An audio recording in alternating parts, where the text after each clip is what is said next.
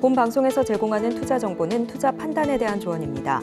방송에서 제공하는 주식의 가치, 가격 상승 및 하락에 대해서는 방송사에서 보장하지 않습니다. 시청자 여러분 안녕하세요. 오늘을 돌아보고 내일을 준비하는 오늘장 내일장 2부 진행의 백선혜입니다. 장 마감까지 확실한 승부 전략과 내일장 주목할 섹터까지 제시해드리고 있습니다. 오늘도 저희 방송과 함께 하시면서 성공적인 투자 전략 가득 담아가시기 바랍니다. 저희 방송은 유튜브를 통해서도 보실 수 있습니다. 유튜브 검색창에 서울경제TV라고 검색하시면 저희 방송과 함께 하실 수 있으니까요. 방송에 대한 의견이나 종목에 대한 궁금증 있으시면 유튜브 실시간 채팅창에 남겨주시기 바랍니다. 그러면 오늘장 내일장 2부 본격적으로 출발합니다.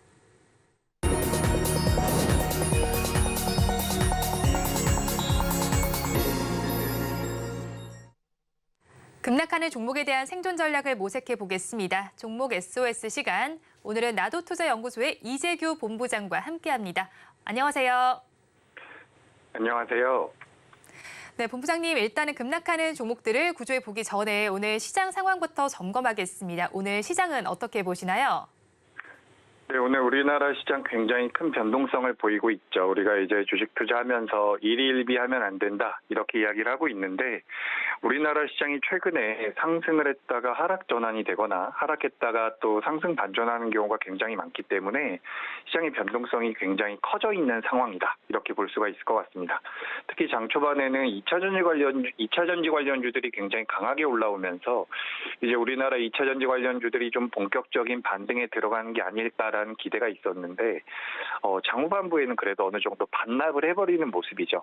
그래서 제가 한 달, 두 달 정도, 근 한 달, 두 달 동안 이제 2차 전지가 정말 본격적으로 살아날 수도 있겠다라는 생각을 오늘 오전에는 좀 했었는데 이제 장 후반으로 가면서 살짝 불안정해지는 모습은 분명히 있습니다. 그래서 다음 주까지는 2차 전지에 대한 수급 여부로 좀 우리가 따져볼 필요가 있다라는 말씀을 드리고 싶고요.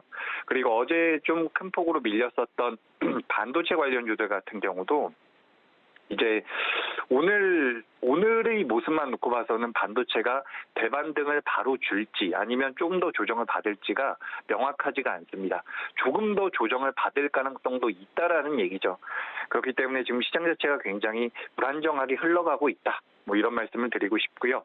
계속해서 말씀드려 왔었던 것처럼 지금 시장 자체는 외국인의 수급이 굉장히 부재한 상황입니다. 우리나라 시장이 전체적으로 추세적으로 좀 올라가기 위해서는 큰 자금들이 유입이 돼야 하죠. 뭐 외국계 자금도 마찬가지고 기관 자금도 마찬가지고. 근데 이런 자금들이 지금 들어오지 못하고 있는 상황이다 보니까 시장 자체가 좀 약하게 움직이고 있다라고 보시면 될 것 같습니다. 그래서 이제 우리가 좀 따져봐야 되는 부분은 다음 주에 이제 미국에서는 FOMC 회의가 열리게 돼 있습니다. 그래서 뭐 금리가 동결될 것이라는 그런 기대감이 아니라 시장에서는 그렇게 예상을 이미 하고 있죠. 그렇기 때문에 의외로 뭐 금리 동결이 되지 않는다면 위로든 아래로든 변동이 나올 수가 있는데 금리 동결의 가능성이 굉장히 높은 상황이긴 합니다. 그래서 금리 동결이 될 것이고 그 이후에 중요한 것은 금리 동결을 하면서 파월 의장이라든지 관련되어 있는 주요 인사들의 발언이 중요하다라는 거죠. 그 발언 이후에 시장 자체가 방향성을 좀 만들어갈 가능성이 높다라고 보고 있습니다. 그래서 FOMC 이후, 다음 주 FOMC 이후에 우리나라 시장에 자금이 들어오는지 안 들어오는지를 파악을 한 후에 그 자금이 뭐 반도체로 가느냐, 2차 전지로 가느냐 여부에 따라서 이제 우리 시장에 참여하고 계신 투자자분들 같은 경우는 종목군들을 좀 선별하는데 신경을 쓰셔야 될 것 같습니다. 그래서 오늘장 좀 아쉬워요. 장 초반에 우리나라 코스닥 같은 경우도 굉장히 많이 올라왔었고 뭐 반대로 하락 전환도 잠깐 됐었는데 그래도 뭐 아주 안 좋게 마감되는 모습은 아니지만 아직까지 종가까지는 좀 시간이 남아서 좀 더 봐야 되긴 하지만 그래도 좀 아쉽긴 합니다.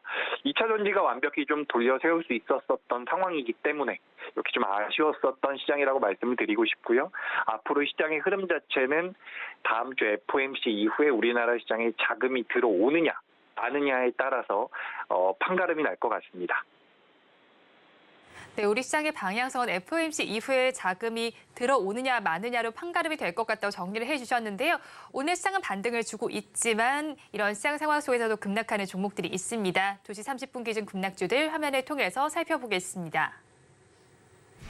LG생활건강 먼저 보겠습니다. 화장품 관련주입니다. 오늘 시장에서는 19% 넘게 빠지면서 31만 5,500원에 거래가 되고 있습니다. 다음으로 다보링크를 살펴보겠습니다. 네트워크 기기 전문 업체입니다. 장중에 VI가 발동이 되기도 했는데요. 16% 넘게 빠지면서 2,050원 선 지나가고 있습니다. 다음으로 메가ECS 살펴보겠습니다. 인공호흡기를 만드는 업체입니다. 오늘 시장에서는 9%대 하락률을 보여주면서 2,990원 선 지나가고 있고요. 다음으로 푸드나무 보겠습니다. 육계 관련주입니다. 시장에서 6%대 내림세가 나타나고 있고요. 주가는 8,620원 선 가리키고 있습니다. 마지막으로 하나마이크론 살펴보겠습니다. 반도체 패키징 전문 업체입니다. 5%대 하락률 보여주면서 지금 시간 기준으로 주가는 26,050원 선 지나가고 있습니다. 급락하는 종목들 저와 함께 살펴보셨는데요. 이 종목들을 가지고 계신 분들이거나 또 다른 종목에 대한 궁금증이 있으시다면 유튜브 실시간 채팅창에 남겨주시기 바랍니다. 그러면 저희는 첫 종목부터 구조를 해보겠습니다.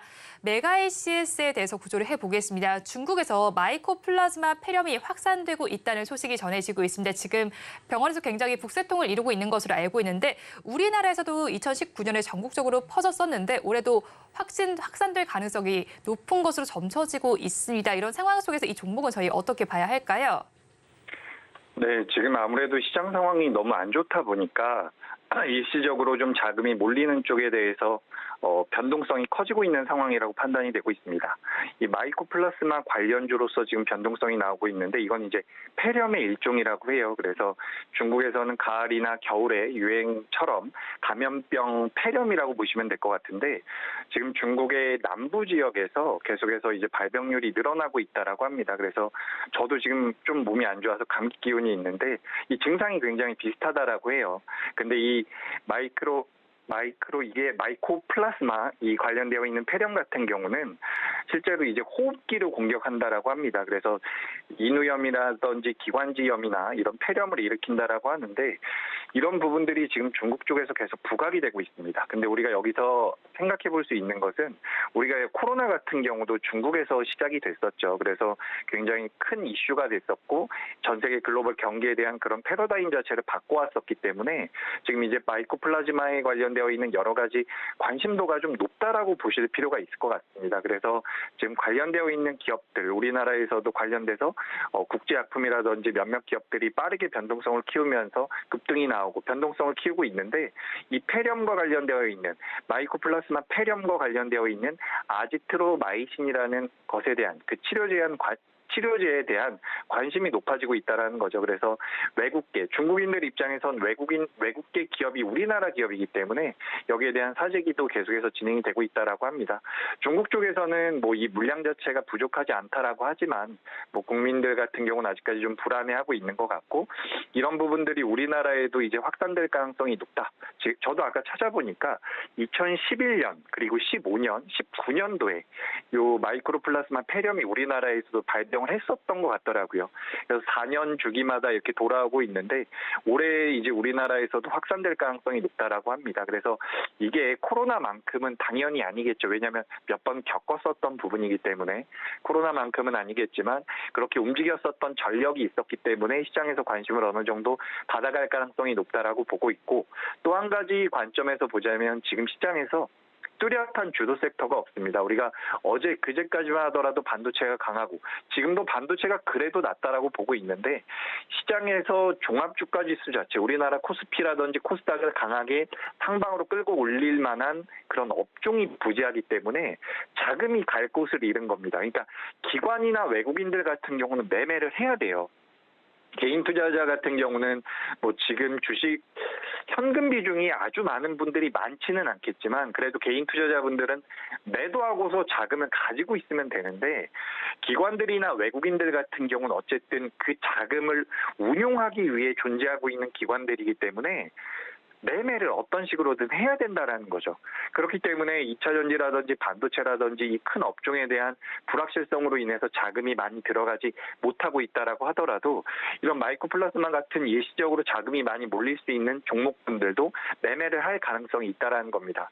그래서 지금 시장 자체가 좀 불안정하게 움직이고 있기 때문에 오히려 이렇게 테마성이 강한 종목들이 좀 더 변동성을 보인다라고 보시면 될 것 같고요. 그리고 이 메가 ECS 같은 경우는 인공호흡기 관련주라고 보시면 되는데 인공호흡기를 생산한다라고 보시면 되는데 실제로 2020년도에 중국 현지 협력사를 통해서 중국에 관련되어 있는 그 중국에는 이런 곳이 있어요. 식품의약품 감독관리 총국이라는 곳이 있는데 여기에서 이제 판매 허가를 받은 이력이 있습니다. 그래서 이제 중국 쪽에서 이 폐렴에 관련되어 있는 문제가 불거지게 된다면 인공호흡기에 대한 수요가 늘어날 가능성이 높고 우리나라에서도 환자가 확진이 되거나 확산이 된다라고 하면 이 부분이 부각될 수 있기 때문에 시장에서 움직인 건데 오늘 이제 조정 같은 경우 오늘 하락폭이 굉장히 크게 나왔지만 이게 종목의 성향을 고려해 본다면 이 정도 조정은 나올 수 있다라고 저는 판단을 하고 있습니다. 그래서 우리가 뭐 삼성전자라든지 LG 에너지 솔루션 같은 엄청나게 우량한 종목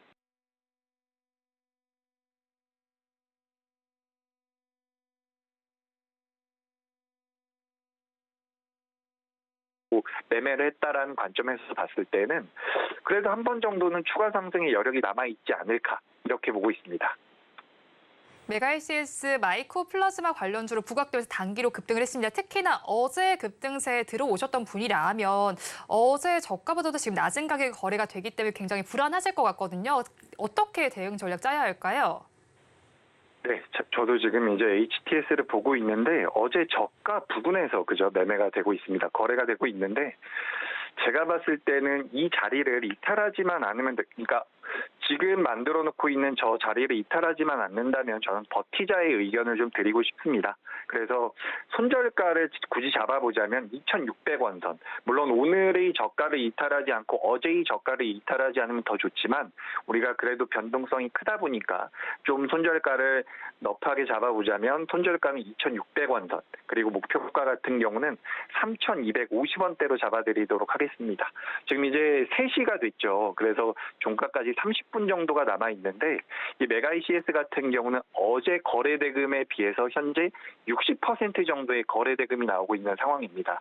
우리가 이제 캔들만 놓고 봤을 때는 어제 나왔었던 양봉을 오늘 음봉이 완전히 잡아먹고 있기 때문에 우리가 이런 것들을 이제 하락 장악형이라고 이야기를 많이 하죠.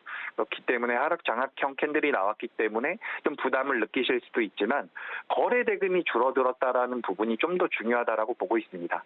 그래서 이제 시장 자체가 좀 불안정하다 보니까 테마주 쪽으로 자금이 좀 몰릴 수 있다. 그리고 우리도 이제 가을에서 겨울 날씨가 막 추워지고 있죠. 저도 아까 전에 말씀드렸다시피 갑자기 감기가 걸렸는데 이런 부분들이 시장에서 어느 정도 부각될 가능성은 유효하다라고 보고 있습니다. 그렇기 때문에 말씀드렸던 것처럼 목표가는 3,250원 그리고 손절가는 2,600원으로 메가 ECS 의견 드리도록 하겠습니다. 메가 ECS에 대해서 버티자 전략을 주셨습니다. 가격 전략 살펴보면요. 목표 주가는 3,250원, 손절 라인 2,600원 잡아주셨습니다. 다음 종목도 구조를 해보겠습니다. LG 생활건강 구조를 해보겠습니다. 3분기 어닝 쇼크를 기록했습니다. 한국투자증권에서는 뷰티 부문의 영업이익이 시장의 기대치와 당사의 추정치를 크게 하회했다고 분석을 했고요. 또 4분기에도 북미 사업의 구조 조정이 이뤄지고 중국에서 리브랜딩도 지속이 되는 만큼 성장통이 불가피하다는 분석이 나왔는데 오늘 시장 상황에서 좀 많이 빠지고 있는 것 같거든요. 어떻게 보시나요? 네, 방금 전에 우리 앵커님께서 말씀해 주셨던 것처럼 지금 시장에 대한 그런 시장보다 이 종목에 대한 리스크가 굉장히 컸죠. 지금 LG생활건강 같은 경우는 이번에 실적에 대한 기대감이 조금은 있었습니다.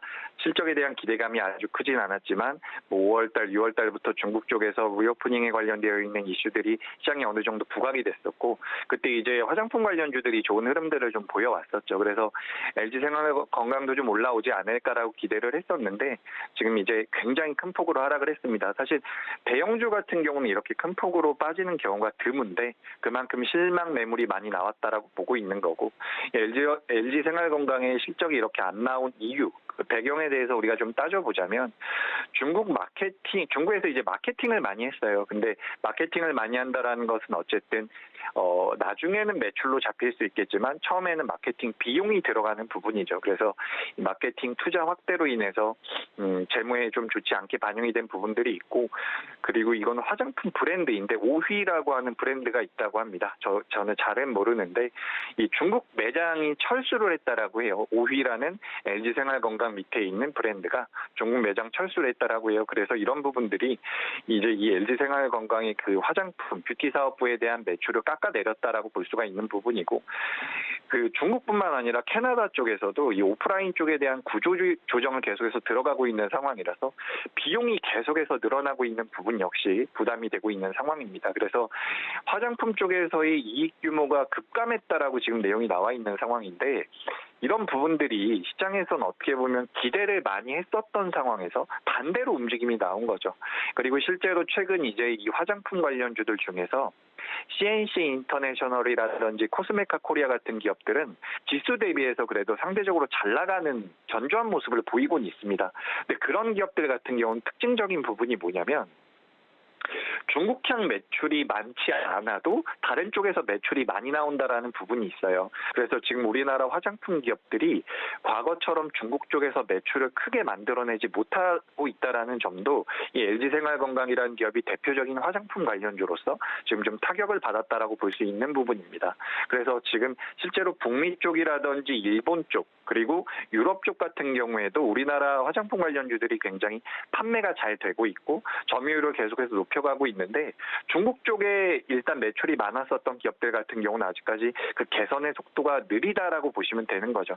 그래서 실제로 이번에 리오프닝 하면서 중국 쪽에서 관광객이 들어와서 이제 3분기, 4분기 때 실적이 어느 정도 개선될 수 있을 것이다라는 기대감은 여전히 유효하지만 앞서 말씀드렸던 것처럼 LG생활건강 같은 경우는 비용이 지금 너무 많이 들어갔습니다. 그래서 이 LG생활건강이라는 회사에서도 재도약을 하기 위해서 무언가 더 투자를 하고 더 마케팅을 하려고 노력을 하는 건데, 그렇게 하기 위해서는 비용이 또 들어간다는 거죠. 그래서 시장의 눈높이를 맞추기까지 회사 자체의 매출이 돌아서고, 중국 법인 같은 경우는 지금 적자가 나오고 있는 상태인데 여기를 이제 흑자로 돌려 세우는 데는 시일이 좀 걸릴 거라고 생각을 하고 있습니다. 그래서 제가 전체적으로 지금 이 LG생활건강에 대해서 굉장히 부정적인 말씀을 드렸는데, 그래도 오늘 진행되고 있는 이 정도의 낙폭은 저는 좀 너무 과하다라고 보고 있기 때문에 이제 보유하고 계신 분들 입장에서는 급하게 매도하시기보다는 좀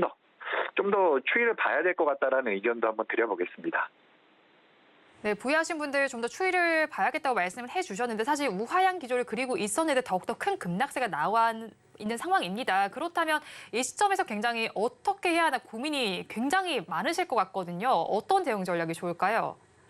네, LG생활건강 같은 경우는 제가 방금 전에 비용이 많이 들어서 매출이 잘 늘어나지가 않고 여기서 매출을 완전히 돌려 세우기 위해서는 추가적인 투자를 해야 되기 때문에 시일이 걸릴 것이다, 이렇게 말씀을 드렸었는데, 그래도 현재 주가의 위치는 너무 과하다라고 생각을 하고 있습니다. 제가 지금 LG생활건강 같은 경우는 월봉으로 우리가 좀 따져보자면 현재 주가 위치가 2010년도 수준이에요. 2010년도.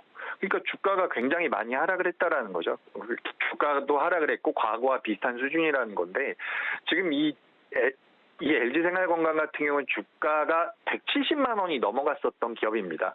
170만 원에서 지금 여기까지 밀려있는 상태이기 때문에 저는 여기서 추가적인 하락이 나온다라고 하더라도 그 하락폭 자체는 좀 제한적일 가능성이 높다라고 보고 있어요. 그래서 일단은 버티자라는 의견을 드립니다. 안 좋은 내용이 있지만 그럼에도 불구하고 낙폭이 너무 과하다 라는 의견을 드려보고요. 이제 이 LG생활건강 같은 경우는 단타로 접근하시는 투자자분들보다는 좀 긴 호흡으로, 어떻게 보면 화장품 관련주 중에서 대장주 또 접근하셨을 가능성이 좀 있는데, 이런 분들 같은 경우는 좀 긴 호흡으로 보셨을 때는 목표가를 37만 원 선으로 잡아드리고요. 손절가 같은 경우는 29만 원으로 말씀드리도록 하겠습니다. LG 생활건강에 대해서 그래도 버티자 전략 주셨고요. 가격 전략 살펴보면 목표 주가는 37만 원, 손절라인 29만 원 잡아주셨습니다. 마지막 종목도 구조를 해보겠습니다. 푸드나무를 구조해 보겠습니다. 럼피스킨병이 확산되면서 대체제로 6개 주가 부각이 됐습니다. 관련해서 주가가 좀 오름세를 보이다 다시 또 낙폭을 보이고 있는데 이 종목 어떻게 봐야 할까요? 네, 이 푸드나무 같은 경우도 앞서서 보셨던 그 메가이시스와 비슷하게 테마성을 많이 가지고 있는 기업이다라고 보시면 될 것 같습니다. 오늘 뭐 시장에서 영풍재지라든지 낙폭이 크게 나오는 기업들이 몇 개 더 있는데 지금 제가 오늘 이 메가이시스랑 방금 전에 말씀드렸었던 푸드나무 같은 경우는 좀 공통점이 있어서 제가 준비를 해본 건데 지금 이 기업들 같은 경우는 테마성이 굉장히 강해요. 그런데 이제 이 테마성이 강한 종목들을 우리가 매매할 때에는 이 테마성이 연속성을 가질 수 있나 이 부분을 굉장히 중요하게 파악을 해야 됩니다. 테마가 바로 없어지게 된다면 주가가 바로 빠질 가능성도 높기 때문에 이 테마가 다음 주까지도 지속이 될 수 있을지 혹은 그 다음 주까지도 지속이 될 수 있을지를 우리가 따져봐야 되는데 지금 이 푸드나무 같은 경우는 그 소에 관련되어 있는 질병이죠. 럼피스킨 병이 확산이 되면서 그에 따른 뭐 대체제로서 그러니까 소 가격이 올라가면서 다른 다른 식품들의 이제 대체제들의 가격들이 올라가고 있고 그런 가격들을 뭐 돼지라든지 닭이라든지 육계에 관련되어 있는 부분들, 다른 먹거리에 관련되어 있는 기업들의 자금이 들어올 수 있다라는 그런 명분으로 움직임이 나오고 있는 것 같은데 지금 이 럼피스킨병 같은 경우는 확산이 계속해서 이어지고 있는 상황입니다. 경기도 김포에서 뭐 화성, 평택까지 진행이 되고 있고요. 그리고 계속해서 의심 신고도 계속해서 진행이 되고 있기 때문에 이 럼피스킨병 같은 경우는 다음 주나 다다음 주까지도 충분히 시장에서는 부각될 가능성이 있다라고 보고 있습니다. 그렇기 때문에 푸드나무 같은 경우는 닭고기 가공품이나 뭐 육류 가공 제품을 주력하고 있는 기업인데 최근에 이제 많이 오른 변동성이 좀 커지는 부분들은 있었어요. 뭐 시장 대비해서 굉장히 탄력적인 모습이 나왔는데 순전히 이제 테마주로 접근을 하는 것이긴 하지만 테마주로서 우리가 접근을 하더라도 이 럼피스킨병이 좀 더 지속될 가능성이 높다라는 것은 분명한 사실입니다. 그렇기 때문에 메가이시스도 마찬가지고 이 푸드나무도 마찬가지고 지금 시장 자체에서 갈 곳을 잃은 자금들이 충분히 유입이 될 수가 있다. 만약에 기관들과 외국인이 아니라고 하더라도 시장에서 매매를 하고자 하는 이런 개인 투자자라든지 아니면 좀 더 자금이 큰 손 투자자라든지 이런 주체들이 매수할 만한 종목군들을 찾다 보면 이런 종목들이 충분히 체크가 될 가능성이 높다라고 보고 있습니다.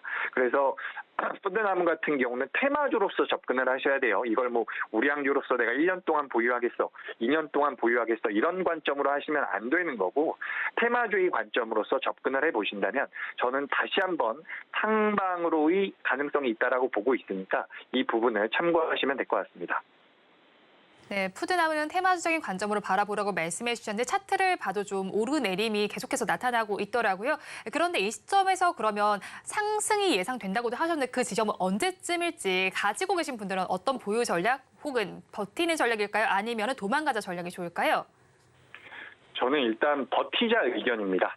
앞서 말씀드렸던 것처럼 지금 시장이 정상적이진 않아요. 변동성이 너무 크고 위로도 올라갔다가 아래로도 빠졌다가라고 하고 있는데 이런 변동성이 큰 시장에서는 우리가 그 변동성을 노려봐야 됩니다.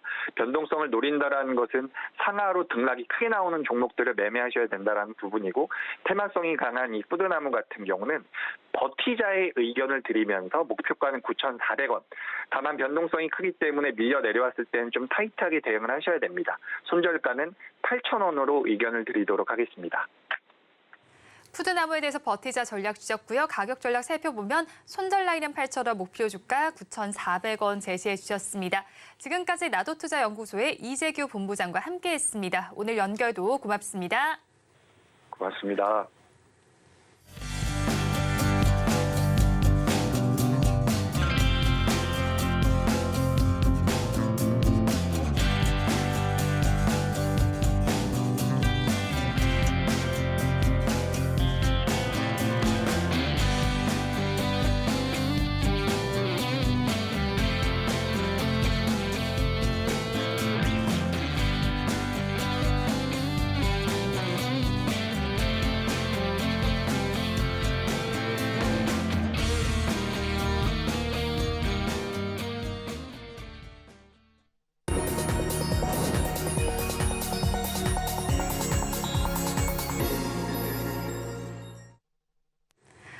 앞서서 급락주에 대한 생존 전략을 살펴봤다면 이번에는 오늘의 매매일지에 성공적인 마침표를 찍어드릴 찬스 종가 베팅 시간입니다. 오늘은 영앤리서치의 최진욱 팀장과 함께합니다. 어서 오세요. 네, 반갑습니다. 네, 팀장님과 먼저 이 시간에 짚어드렸던 종목 리뷰를 부탁드리겠습니다. 지난 20일에 공략을 해주신 종목인데 비율은 3%대 수익률이 나오고 있습니다. 이 종목 계속 보유해도 괜찮을까요? 일단 이제 수급적인 체계 자체가 뭐 투신이라든지 기간에 좀 수급이 3일 동안 계속 들어와주고 있는 모습이거든요. 네. 일단은 지금 미용기기 전반적으로 지금 약세 흐름에서 좀 어느 정도 중장기평은 지금 지지를 해주면서 반등이 좀 나와주고 있는 국면들이 있다 보니까 일단 최근 좀 3호까지도 이틀간 매수세가 들어와준다는 부분들도 다소 긍정적으로 바라볼 수가 있습니다. 그렇다는 것은 현재가에서 좀 5,900원 앞전 최저가 라인만 이탈 안 하는 흐름만 나온다고 하게 되면은 저는 여전히 홀딩 관점을 말씀해드리겠습니다. 네, 여전히 홀딩해도 좋겠다고 짚어주셨고요. 그러면 미용기기, 의료기기 섹터는 하반기 성수기에 어떤 효과를 좀 받을 수 있을까요? 사실 이제 저희는 미용 의료기기 같은 경우 미국이랑 좀 다른 이유들은 저희는 수출 모멘텀이 굉장히 강하다는 겁니다. 그러니까 각국으로 뻗어나갈 수 있는 수출 모멘텀이 워낙 좀 강한 사이클을 타고 있는 산업군이다 보니까 결국에 미용기기의 이제 수출 모멘텀 부분들이 부각이 되는 게 가장 저는 첫 번째 이유라고 생각을 하고 있고요. 그만큼 수출 모멘텀이 늘어난다는 것 자체는 해당 기업의 기기가 수요가 증가를 해준다는 부분들입니다. 그만큼 입지력도 강화가 되는 분더러 브랜드 타격적인 부분들까지도 트렌드로 확실히 가져갈 수 있는 부분들이다 보니까 결국에 미용 의료기기 같은 경우 오히려 지금같이 시장이 좀 부진한 여파로 좀 빠진다고 하게 되면은 저는 오히려 밸류가 재평가가 충분히 4분기에도 들어갈 가능성이 좀 크다고 보고 있기 때문에 오히려 지금 이제 기간 외국인의 수급에 따라 가지고 좀 모아가고 있는 미용 의료기기가 다양히 좀 있습니다. 그런 종목들 같은 경우는 지금 라인에서 오히려 매직 구간들을 좀 펼쳐서 외국인이나 기관들이 나아갈 수 있는 국면을 만들어주고 있기 때문에 그런 종목들은 오히려 저는 좀 분할 매수 관점으로 충분히 좀 접근을 해보셔도 나쁘지 않을 거라고 보고 있습니다. 네, 지금 시점에서 분할 매수 관점 접근해 좋겠다고 말씀해 주셨는데요. 그렇다면 또 지난 8월 20일에 공략해 주신 아모레퍼시픽의 경우에는 7%대 수익률이 지금 나오고는 있습니다. 이 종목은 저희가 어떻게 봐야 할까요?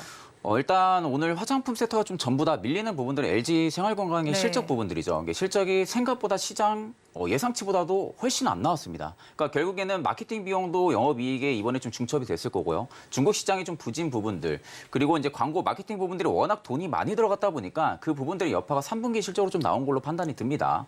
그렇기 때문에 일단 지금 LG 생활건강을 필두로 어느 정도 화장품주들이 지금 급락세가 좀 나와주고 있는 모습들이긴 한데 아모레퍼시픽은 좀 다르게 봐야 되는 게 일전에는 중국 쪽에 대한 매출 비중이 굉장히 좀 높았던 기업입니다. 그런데 이제 최근 들어서 매출에 대한 다변 현상들, 그러니까 각 국가별로 어느 정도 브랜드 입지력을 지금 강화를 하고 있고 마케팅을 계속하고 있는 상황이거든요. 그러면 결국 지금 중국 쪽에 대한 실적이 안 나온다고 해도 타 국가 쪽, 북미나 유럽 쪽이나 국내에서 실적이 나오고 있는 상황이다 보니까 상대적으로 중국에 대한 악재 부분들은 아모레퍼시픽이 현재 좀 리스크가 줄어들 수가 있습니다. 그러다 보니까 최근에 기관도 그렇고요, 뭐 투신 보험, 3호까지 계속해서 지금 물량을 매수세가 들어와주는 부분들이 있어서는 다소 지금 아모레퍼시픽이 앞으로 성장성을 보고 기업이 주가가 바닥이라는 관점이 지금 계속 들어와주는 걸로 판단이 들거든요. 그러니까 그런 관점으로 볼 때는 오히려 아모레퍼시픽 같은 경우는 좀 LG 생활건강이랑은 조금 다른 좀 흐름으로 보시는 게 저는 맞다고 생각을 하고 있습니다.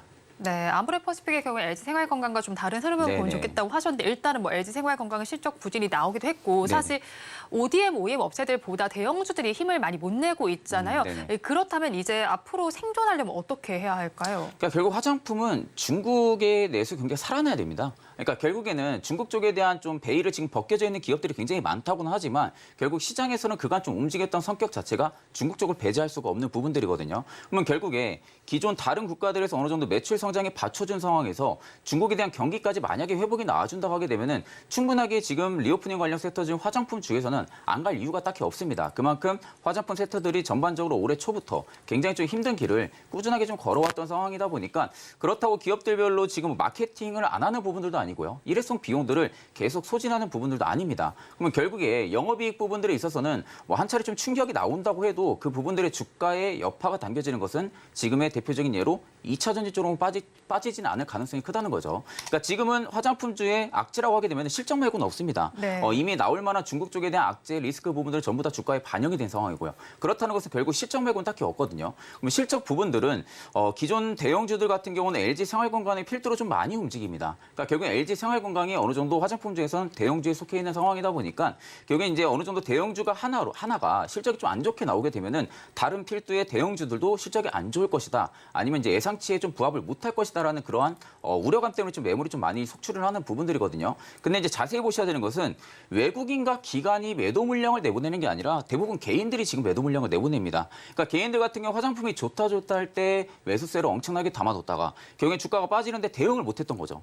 그런 분들 같은 경우는 최근에 다시 반등이 나왔던 국면에서 지금 어느 정도 본전 심리가 강화가 되면서 좀 매도 물량이 좀 나오는 것으로 판단이 드는데 실질적으로 이제 대표적인 아모레퍼시픽만 봐도 외국인이라든지 기관이라든지 수급이 계속 들어와주고 있거든요. 연기금도 최근 들어서 다시 매수가 연속적으로 들어와주고 있습니다. 그렇다는 것은 지금 구간에서 결국엔 실적 턴어라운드 부분들과 그리고 양적에 대한 성장 부분들까지 충분히 바라볼 수 있다라는 관점으로 볼 때는 저는 오히려 화장품은 LG 생활건강의 필두로 해서 단기적인 좀 악재라고 생각을 합니다. 그러니까 이 부분은 좀 하나의 개인적인 이슈로 봐야 된다고 생각을 하고요.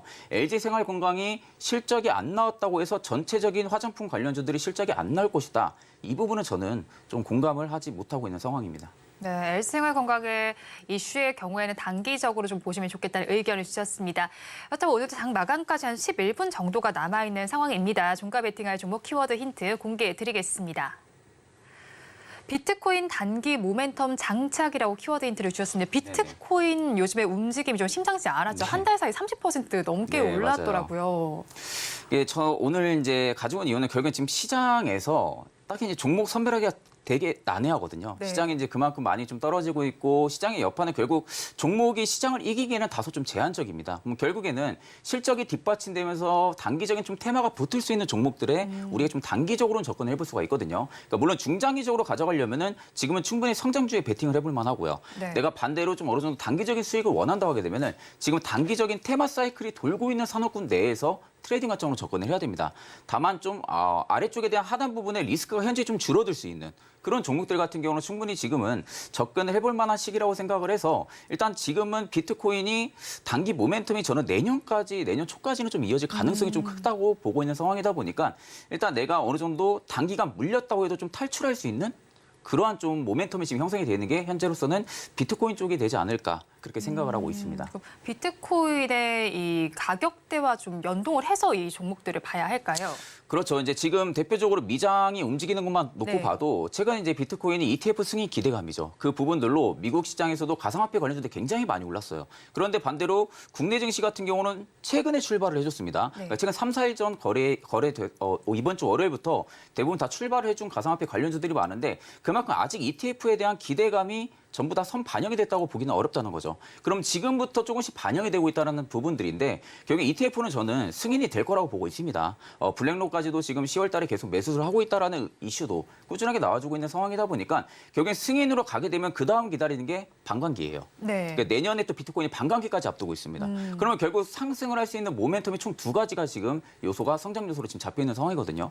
그러면 가상화폐 관련주들은 결국엔 비트코인이라든지 이더리움이 상승해주게 되면은 그 상승 여파가 굉장히 좀 크게 움직이는 종목들이 좀 많다 보니까 특정적으로 지금 거래 정지가 된 비덴트, 네. 비덴트 같은 경우가 가상화폐 쪽에 대표적으로 좀 많이 수혜를 봤었죠. 근데 비덴트가 일단 지금 거래 정지가 되면서 다른 종목으로 그 수급들이 이동을 할 겁니다. 그러면 그 이후에 2등주나 3등주 쪽이 대장주가 될 역할이 굉장히 충분히 가지고 있는 지금 그러한 시기인 점을 봤을 때는 오히려 지금 시장이 안 좋은 것을 봤을 때 안정성 있게 좀 투자해 볼 수 있다라는 관점으로 볼 때는 현재 비트코인 쪽이 되지 않을까 그렇게 생각을 하고 있습니다. 근데 또 비트코인 하면 금리와 관련된 이슈도 좀 체크를 해봐야 된다고 저는 네네. 생각을 하거든요. 네네. 금리 상황이 좀 달라지게 된다면 비트코인 가격도 좀 차이가 날 것 같은데 이 부분에 대해서 어떻게 봐야 하나요? 그러니까 사실 비트코인 같은 경우는 금리 여파를 많이 받지 않습니다. 그러니까 금리 그런가요? 여파를 네. 많이 받는 것은 유가증권 시장이고요. 블록체인 시장 같은 경우는 금리 여파보다 좀 어느 정도 선동에 대한 부분들의 변동폭이 굉장히 좀 큽니다. 그러니까 누군가가 거래소에서 매도로 인해서 뭐 입금을 진행을 했다. 뭐 이런 특정 이슈들이 굉장히 좀 강하게 민감하게 받아들이고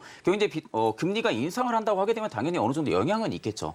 영향은 있지만 유가증권 시장에 대비해서는 블록체인 시장이 금리 쪽에 대한 영향이 그렇게 큰 편은 아닙니다. 그러니까 결과론적으로 지금 금리를 다시 한 번 더 인상을 하는 부분들이 나오게 되면은 두 시장이 모두 충격은 받겠죠. 네. 근데 유가증권 시장 같은 경우는 밑에서 받쳐줄 만한 상승 모멘텀이 없습니다. 그런데 비트코인 같은 경우 지금 기다리고 있는 게 ETF, 그리고 반감기 두 개가 기다리고 있거든요. 그러면 결국엔 금리 인상이 돼서 비트코인 가격이 떨어진다 하게 되면은 오히려 바닥에서 못 잡은 신규분들한테 또 하나의 기회를 줄 수 있는 네. 좀 그러한 투자 전략을 지금 잡을 수 있는 게 저는 지금은 비트코인 쪽이 되지 않을까 그렇게 생각을 하고 있습니다. 고금리 상황이 있더라도 두 네네. 가지 호재가 받치고 있으니까 그렇죠. 이 부분을 봐야 한다는 네네. 뜻인데 그렇다면 어떤 종목 가지고 오셨나요? 저는 이제 아까 말씀드렸다시피 하단 채널이 조금 더 리스크를 좀 가져갈 수 있는 부분들이 다날이라고 생각을 하거든요. 그러니까 다날이 현재 이제 전자결제 서비스까지도 모멘텀을 가지고 있는 상황이고 네. 가상화폐 관련으로도 지금 모멘텀을 가지고 있는 상황이거든요. 전자결제 서비스 부분 같은 경우는 지금 KG 모빌리스랑 전체 시장의 한 80% 정도를 점유를 하고 있습니다. 그런데 최근에 굉장히 핫하고 있는 게 따릉이죠. 네. 따릉이 자전거 타는 그 어플인데 그 어플이 지금 가입자 수가 400만 명을 돌파를 했다고 합니다. 정말 많네요. 네네. 네. 그럼 400만 명을 돌파를 했다고 하게 되면은 경우에 따릉이 같은 경우는 결제 자체가 간편 결제로 많이 진행을 하거든요. 휴대폰 네. 간편 결제. 그럼 휴대폰 결제 수요가 당연히 증가를 해줄 수가 있겠죠. 그럼 다날 같은 경우는 실적에 대한 숫자가 명확하게 찍힐 수가 있습니다. 그만큼 이제 자전거 수요가 충분히 증가를 해주고 있다는 부분들을 우리가 이슈를 통해서도 알 수가 있는 상황이다 보니까 일단 가상화폐 관련해서도 그렇고 전자결제 서비스 부분들 관련해서도 지금 모멘텀이 있는 상황이고요. 근데 저는 그나마 단기적으로 상승을 해준다 하게 되면은 비트코인 쪽을 조금 더 손을 들어주고 있는 상황입니다. 그러니까 결국에는 비덴트가 지금 빠진 상황이다 보니까 네. 지금 갈 수 있는 필두는 우리기술 투자 그리고 다날 네. 저는 이렇게 두 가지라고 생각을 하고 있는 상황이다 보니까 사실 이제 ETF 이게 굉장히 강한 겁니다. ETF가 승인이 된다 하게 되면 그만큼 유동성 물량들이 엄청나게 증가를 한다는 거거든요. 그럼 비트코인이 지금 거래를 하고 있는 대금들에 비해서 2배, 3배까지 올라갈 수 있는 그런 좀 대형 호재이다 보니까 결국에는 가격을 위아래로 급등락을 시키려면은 거래를 해야 됩니다. 네. 거래 유동성이 그만큼 많이 증가를 해줘야만이 가격 변동폭도 큰 부분들이고요.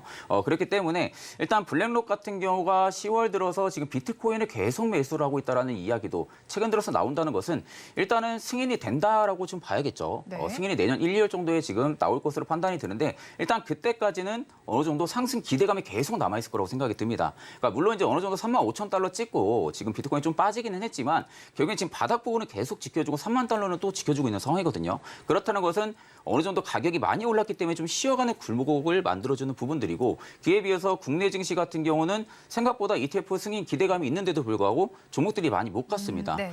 그렇다는 것은 어느 정도 앞쪽에 좀 베일이 있었다는 거죠. 우려감이 아무래도 좀 상존을 하다 보니까 그 부분들의 호재가 최근 들어서 다시 이제 나타나고 있는 부분들로 판단이 들거든요. 근데 거기에 비트코인 반감기까지 앞두고 있는 상황이다라고 하게 되면은 가상화폐 관련주들이 최근에 굉장히 많이 빠졌습니다. 지금 대부분 다 중장기 이평을 이탈을 하고 바닥 부분에서 이제 막 추세를 돌려주고 있는 기업들이 굉장히 많다 보니까 저는 오히려 지금 바닥 부분에서 추세 돌려주는 이러한 기업들 같은 경우 그리고 최근에 외국인과 기관의 수급이 들어와주는 이런 가상화폐 관련주들 같은 경우는 일단 저는 내년까지는 그래도 좀 바라봐도 나쁘지 않을 거라고 보고 있거든요. 다만 이 테마가 만약에 소멸이 된다고 하게 되면은 일단 그때는 매도를 진행을 해야 됩니다. 테마가 소멸이 되게 되면은 일단 올라갈 수 있는 테마가 마땅히 없는 상황이다 보니까 그런 관점으로 볼 때는 일단 양방 모멘텀을 가지고 있는 다날 같은 경우가 충분히 상승 여력이 있다고 저는 생각을 하고 있습니다. 네, 그럼 다날 가격 전략 저희가 간단하게 알아봐야겠네요. 네. 다날 가격 전략 같은 경우는 현재가에서도 충분히 시장가 매수는 좀 가능하다라고 생각을 하시면 되실 것 같고요. 손절가 같은 경우는 3,000원을 일단 이탈 안 하면은 충분히 상승 여력이 있습니다. 그렇기 때문에 3,000원을 손절가 라인으로 제시를 해드리고 목표가는 5,800원을 말씀해드리겠습니다. 네, 오늘 종가 베팅할 종목을 다날 알아봤고요. 목표가를 5,800원, 손절 라인 3,000원 제시를 해주셨습니다. 그렇다면 저희 마감 동시효과 구간, 우리 시장 어떻게 마감 준비하고 있는지 분위기 살펴보겠습니다. 코스피와 코스닥 양대 시장은 그래도 빨간불을 켜고 있지만 조금 제한적인 상승세를 보이고 있습니다. 코스피 시장은 0.24%의 강세로 2,303선의 마감을 준비하고 있습니다. 다음으로 코스닥 시장으로 넘어가 보겠습니다. 코스닥 시장 역시도 상승폭을 많이 줄여냈네요. 강보합권 정도에서 마감을 할 것으로 보입니다. 746선의 종가를 쓸 것으로 보입니다. 수급 상황도 이어서 살펴보겠습니다. 코스피 시장에서는 기관과 개인이 쌍끌이 매수를 해주고 있습니다. 기관은 2천억 원 넘게, 개인은 1천억 원 넘게 사고 있는데요. 반면에 외국인 투자자들이 4천억 원 가까이 팔고 있습니다. 다음으로 코스닥 시장으로 넘어가겠습니다. 코스닥 시장에서는 외국인과 기관이 쌍끌이 매수를 해주고 있습니다. 외국인은 75억 원, 기관은 800억 원 사고 있고요. 반면에 개인 투자자들 919억 원 덜어내고 있습니다. 오늘 시장 상황에 대해서 팀장님은 어떻게 보셨나요? 사실 지금 시장은 저는 좀 매매를 쉬어가는 게 맞다고 봅니다. 일단은 뭐 어느 종목을 특정 종목 테마가 있다고 해서 매수로 담는다고 해서 그 종목이 지금 대부분 다 손실로 많이 네. 전환이 되실 겁니다. 겁니다. 그만큼 지금 매매하기가 굉장히 좀 까다로운 시장이 계속해서 연출이 되고 있는 상황이거든요. 아직까지는 그만큼 경기 불확실성이 여전히 좀 남아있는 상황이고 일단 저는 좀 중요하다고 생각하는 게 금일 밤입니다. 오늘 밤에 PC 발표. 네. 이 PC 물가지수 발표 같은 경우가 만약에 예상치를 부합을 한다라고 하게 되면 일단은 어느 정도 금리 부담이 완화가 되는 시장의 좀 상승 흐름이 나올 가능성은 좀 있다고 보는데 만약 예상치보다 좀 높은 수치가 만약에 나온다 하게 되면은 또다시 국채금리가 상승을 할 겁니다. 네. 그럼 국채금리 상승을 하게 되면 그에 따른 시장의 여파는 충분히 하락으로 또다시 밀릴 수가 있는 상황이고 사실 저는 지금 2,300포인트를 지켜준 게 가장 최우선이라고 생각을 하고 있거든요. 만약 여기가 깨지게 된다고 하게 되면은 코스피 같은 경우 저는 2,200까지는 빠질 거라고 봅니다. 그럼 앞으로 100포인트가 더 빠져야 된다는 네. 겁니다. 보통 코스피 지수가 1% 정도 빠진다고 1포인트 정도 빠진다고 하게 되면은 실질적으로 체감은 종목들 한 5% 정도 빠지거든요. 네. 마이너스 1% 정도 빠진다고 하게 되면 그럼 아직 100포인트가 남아 있는 상황이다 보니까 아직 좀 더 빠질 수 있는 여력은 충분히 있다는 거죠. 근데 실질적으로 지금은 현금을 내가 가지고 있다고 하게 되면은 지금은 무턱대고 종목을 계속 사면 안 됩니다. 네. 지금은 내가 가지고 있는 보유 포트군에서 대응을 해야지 신규 포트를 계속해서 늘려나가는 것은 분명히 저는 손실을 볼 가능성이 좀 크다. 그렇기 때문에 지금 뭐 어느 정도 급등 테마들, 네. 단기 테마에 있어가지고도 바닥권에 있는 애들은 뭐 상관이 없겠지만 최근에 시세를 좀 많이 내준 애들, 이런 애들 같은 경우는 일단은 접근 안 하는 게 저는 좋다고 봅니다. 언제 매물이 쏟아질지도 모르는 부분들이고요.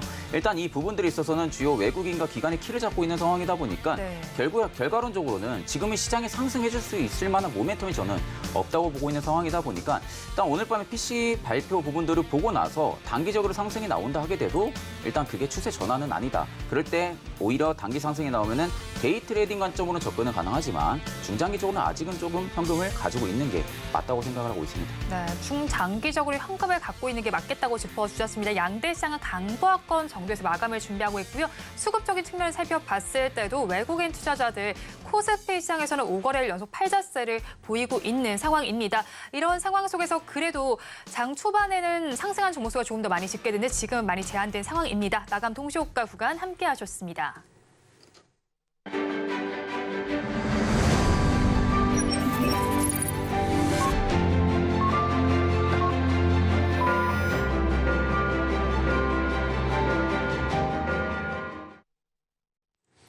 오늘 시장 조금만 더 상승해줬으면 좋았을 텐데 반등세가 좀 제한적으로 마감이 됐습니다. 그러면 업종별로는 어떻게 마감이 됐는지 살펴보겠습니다. 코스피 시장에서는 의료 정밀 업종이 가장 강했습니다. 1.75% 강세로 마감을 했고요.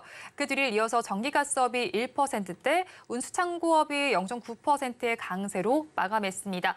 다음으로 코스닥 시장도 살펴보겠습니다. 코스닥 시장에서는 기타 서비스 업종이 가장 좋았습니다. 2.54%의 상승률로 마감을 했고요. 그 뒤를 이어서 운송장비 부품과 종이목재 업종에서도 2%대 강세가 나타났습니다. 우리 시장 오늘 반등을 시도하기는 했습니다. 그렇다면 다음 주에 대한 전략 어떻게 짜가야 할지 굉장히 고민이 많으실 텐데요. 오늘 장 내일 장 전문가님들께 이 고민에 대해서 여쭤봤습니다. 화면을 통해서 확인해 보시죠.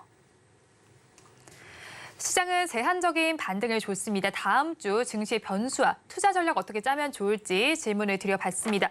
먼저 헤르메스 스탁의 하창원 본부장님께서는 PCE와 FMC, BOJ 확인이 필요하고 지수 RSI 과매도 구간에서 분할 매수로 대응하는 것이 좋겠다고 말씀을 해주셨습니다. 다음으로 인포스탁 데일리의 최양호 대표님께서는 중동에서의 MOU가 실적으로 연결되는지 확인을 해보자고 해주셨고요.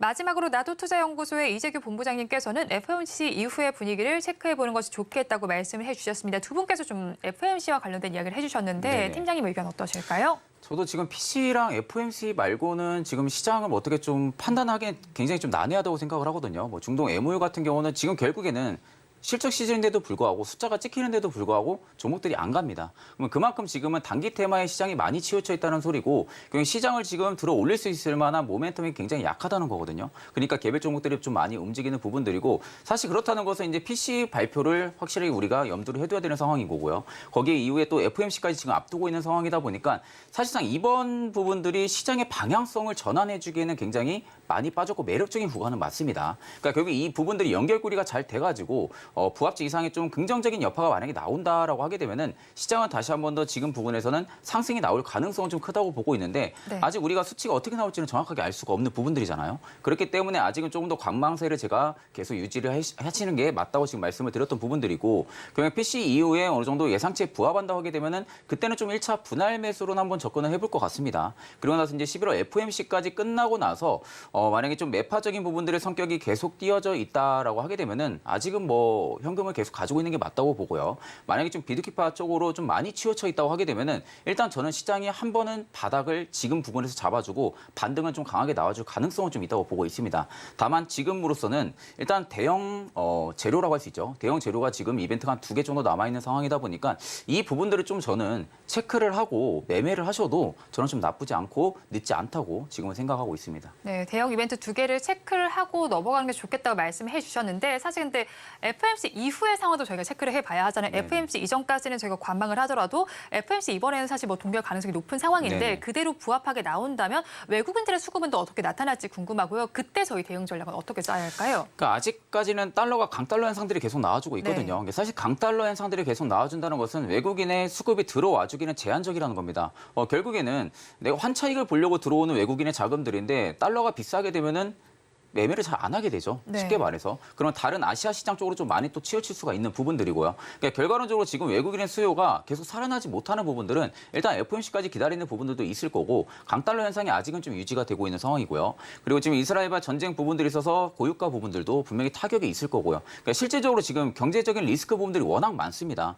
불확실성이 많게 되면은 그만큼 아시아 국내 증시 중에서 그만큼 많이 빠졌다고는 해도 여기서 더 빠질 수 있는 그런 우려감 때문에 네. 쉽게 매수로 접근을 못하는 겁니다. 지금 대주주 양도세까지도 지금 올해 연말까지 앞두고 있는 상황이다 보니까 사실 지금이 조금 더 접근하기가 다소 어렵죠. 그러면 결국 개인들 같은 경우도 마찬가지입니다. 지금 반대매매 물량들이 계속 나오고 있거든요. 네. 종목들마다 반대매매 물량들이 나온다는 것은 실질적으로 제가 외국인을 해도 반대매매 물량이 전부 다 나오고 바닥에서 사려고 하지 지금 부분에서 반대매매 물량이 어떻게 나올지 모르는 부분들이 있어서 사진 않을 것 같습니다. 그러니까 결국에 지금은 똑같은 관망 포지션을 유지를 하고 있을 가능성이 저는 크다고 보고 있고 그나마 지금 대형주도 좀 돌려보면은 보통 실적이 확실하게 성장해줄 수 있는 기업들은 좀 들어와주고 있거든요. 네. 매수세가. 그러니까 그런 종목들은 결국에는 올라갈 수밖에 없는 팬덤을 가지고 있는 상황이다 보니까 그런 종목들 같은 경우 좀 매력적인 구간으로 좀 위치를 해줘서 매수세가 좀 들어와주는 부분이라고 생각을 하고 있고 단기 테마에도 외국인의 수요가 들어오긴 합니다. 근데 이 외국인의 수요가 연속성이 거의 없어요.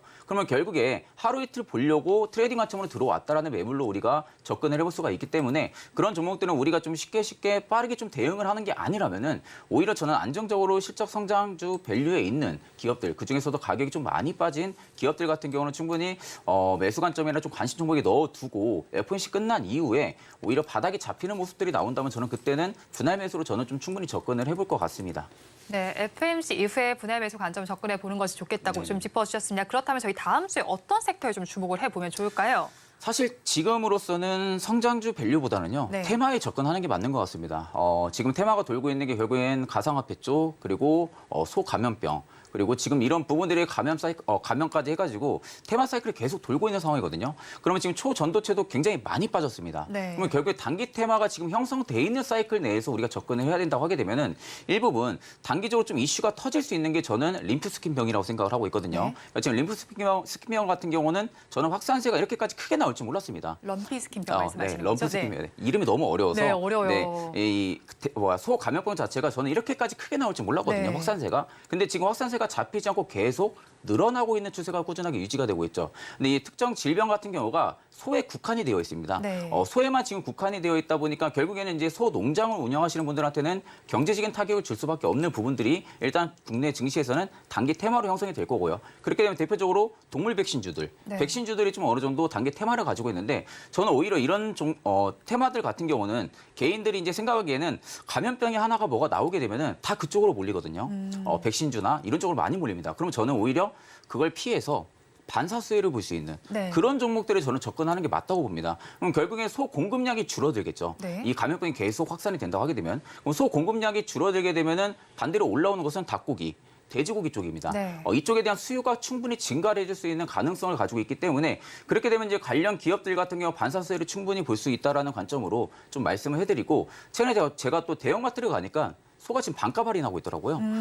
그만큼 지금 한우에 대한 반값 할인은 뭐 기존에 감염병이 터지기 전에 뭐 물량을 확보했다고 하는데 반값 할인한다는 것 자체는 그만큼 충격적인 부분들이 계속 이어지고 있다는 부분들이고 그러면 결국에는 인식 자체가 소를 안 먹으려 할 겁니다. 이 감염병이 잡히기 전까지는. 그러면 결국에는 돼지고기라든지 닭고기 쪽으로 좀 많은 수요가 몰릴 수밖에 없기 때문에 그렇게 되면 반사수의 테마가 형성이 되는 뭐 대표적으로 마니커라든지 하림이라든지 이런 종목들이 일단 지금 자리도 굉장히 저는 나쁘지 않다고 보고 있고요. 한 번 더 급등에 나올 가능성이 좀 크다고 보고 있는 상황이다 보니까 좀 그런 반사수의 종목들을 일단 다음 주에 한번 대응을 해보셔도 나쁘지 않을 거라고 보고 있습니다. 네, 아무래도 지금 시장이 어려운 만큼 테마주들이 좀 강세를 나타내는 장들이 아닌가 싶습니다. 럼피스킨병과 관련된 종목들에 한번 관심을 가져보시면 좋겠다는 의견을 주셨습니다.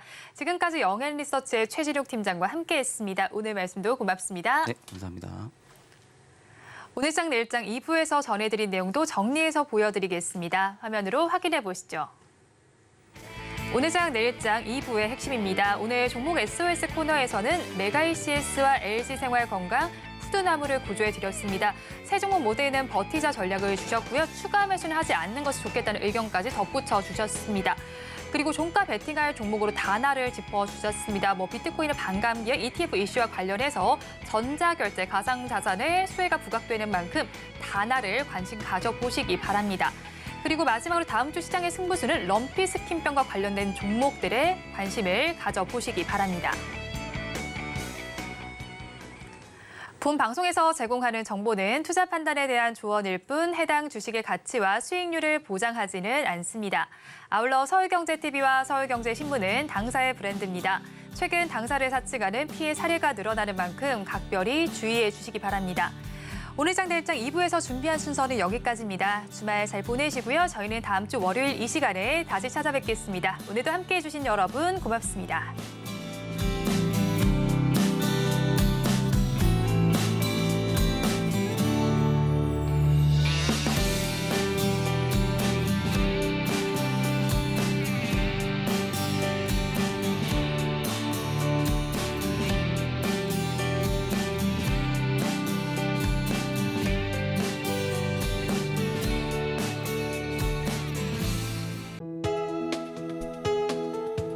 본 방송에서 제공하는 투자 정보는 투자 판단에 대한 조언입니다. 방송에서 제공하는 주식의 가치, 가격 상승 및 하락에 대해서는 방송사에서 보장하지 않습니다.